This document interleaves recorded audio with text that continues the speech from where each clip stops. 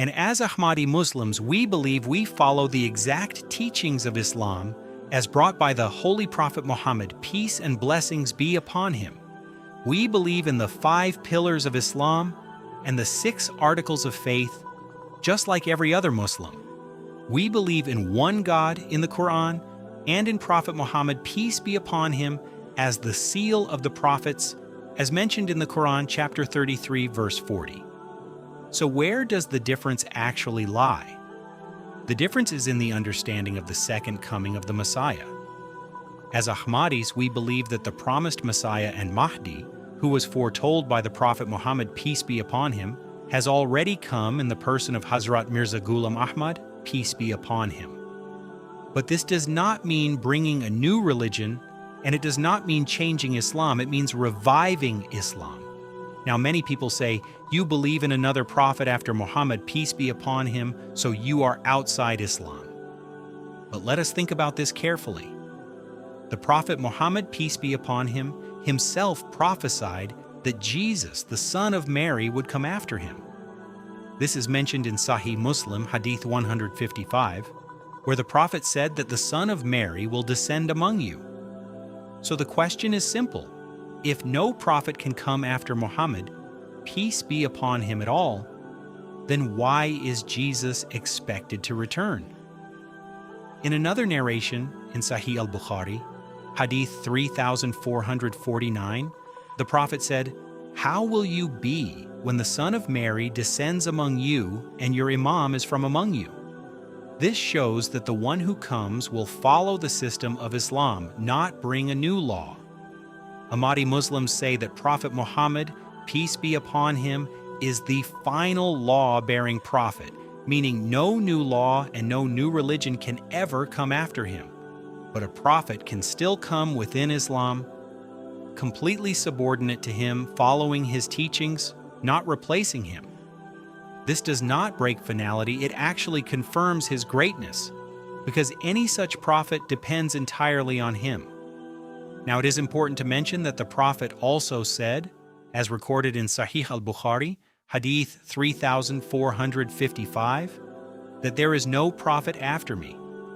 Ahmadi Muslims understand this to mean that there is no independent prophet who can come with a new law after him, but a subordinate prophet, completely under his authority, does not contradict this statement. Now, another key point. Mainstream Muslims believe that Jesus is alive in the heavens and will physically return. But when we look at the Quran, we find something different. In chapter 5, verse 117, Jesus says, "When you caused me to die, you were the watcher over them." And in chapter 3, verse 144, it says that all messengers have passed away before. So there is no clear verse that says Jesus is alive in the heavens today. Instead, multiple verses indicate that he passed away like other prophets. So if Jesus has already passed away, then the prophecy of his return must be understood metaphorically, not literally. And this is exactly what Ahmadi Muslims believe, that the second coming of Jesus was fulfilled in the coming of a reformer, Hazrat Mirza Ghulam Ahmad, peace be upon him, who came in his likeness. This is further supported by the concept of revival in Islam. The Prophet Muhammad, peace be upon him, said in Sunan Abu Dawud, Hadith 4291, that Allah will raise for this ummah at the head of every century someone who will renew its religion. So the idea of reform and renewal after the Prophet is already established in Islamic teachings. Now let us address another claim.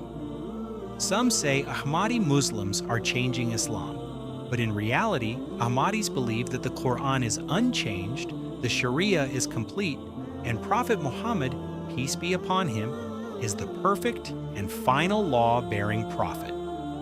There is no new book, no new law, and no new religion. Even on the topic of jihad, Ahmadis emphasize what Islam has always taught, that the greatest struggle is the struggle of the soul, spreading truth through peace, knowledge, and character. In today's world, this is more relevant than ever. So the real difference is not about rejecting Islam.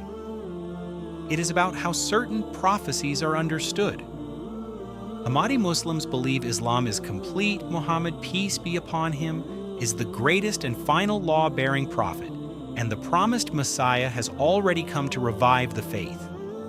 Others interpret these teachings differently, but this should never lead to hatred, because Islam teaches justice, dignity, and respect. Differences in belief should lead to discussion, not division. At the end of the day, the question is not what label someone gives you. The real question is, are you following the Qur'an? Are you following the Prophet Muhammad, peace be upon him, and are you sincerely seeking truth? Because guidance is not about arguments, it is about sincerity.